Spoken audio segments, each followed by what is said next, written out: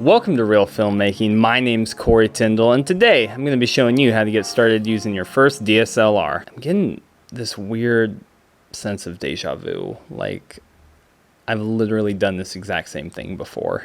Yo, Corey with Reel Filmmaking, and today I'm going to show you how to get started using your first DSLR. Yes, so as you can tell, this is an update to a video that I did a couple years back, and a lot of you in the community have told me that the video has helped you in just getting out and shooting. That is awesome. That's awesome to hear, but I wanted to update that video in terms of different things I have learned as a filmmaker over the last couple years, particularly in regards to the Canon 60D or entry-level DSLR cameras. So it's true that getting a DSLR camera can be overwhelming. There's so many buttons, menus, different things, and if it's your first time getting into filmmaking like this, honestly, it can be a little bit discouraging. You get a camera and you just want to go out and shoot, but you have to figure out all these different settings. I hope this video can be informative and helpful and just give you some settings to plug into your camera and get out there and shoot, because I think the best way that we learn about filmmaking and our equipment is to use it. So without further ado, let's blast through some settings to get you up and running and out shooting with your new camera. Once you boot your camera up, you're going to want to hit the menu button.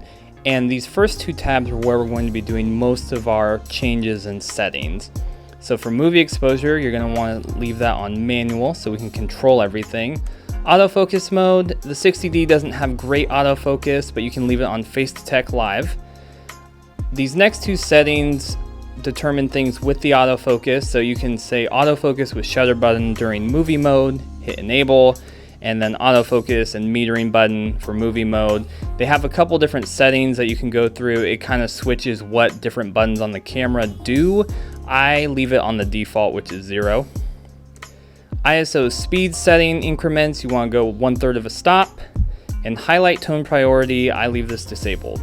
So moving over to our next tab, movie recording size, you're going to want to do 1920 by 1080p for full HD. You can also do 1920 by 1080p at 30 frames per second to get a little slow-mo in there. And if you really want to mess with slow-mo, you can do 1280 by 720p at 60 frames per second. Sound recording, this is where if you attach an external mic, you can change the audio settings, put it on manual, and that allows you to set the recording level, how much the camera uses the preamps.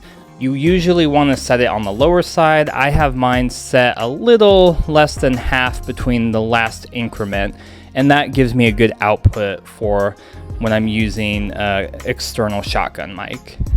Then the next thing you want to look at is grid display, and I leave mine on grid 1, which gives me the rule of thirds, which really helps me in composing shots and just making sure that I'm not eyeballing things incorrectly.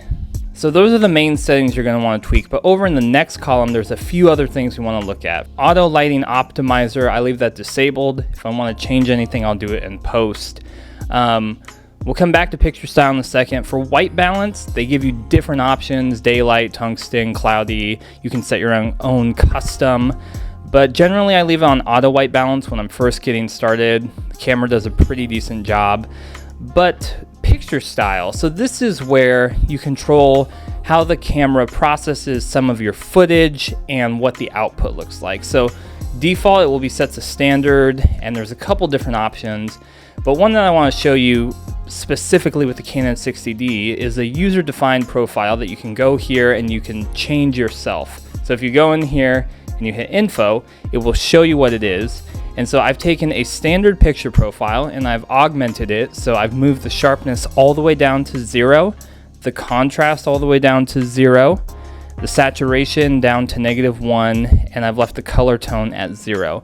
So essentially what this does is it takes away the camera internally sharpening the image, the camera adding a high level of contrast, and it pulls the saturation down a little bit, but it keeps the color tone, because Canon is known for the Canon color science. If you've heard people say that, it's going to give you that Canon image, but then if you want to tweak a couple things in post, you're going to have some of that extra room to do that.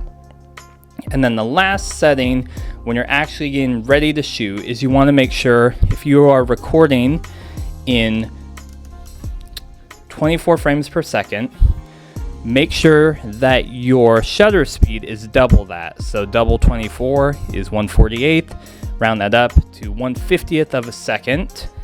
And that's going to control what motion blur looks like in your video. We want to get as normal of motion blur as possible, and so doubling the frame rate is going to help you achieve that. So if you're shooting at 24 frames per second, 1/50th of a shutter. If you're shooting at 60 frames per second, make sure that you're at 1/25th of a second.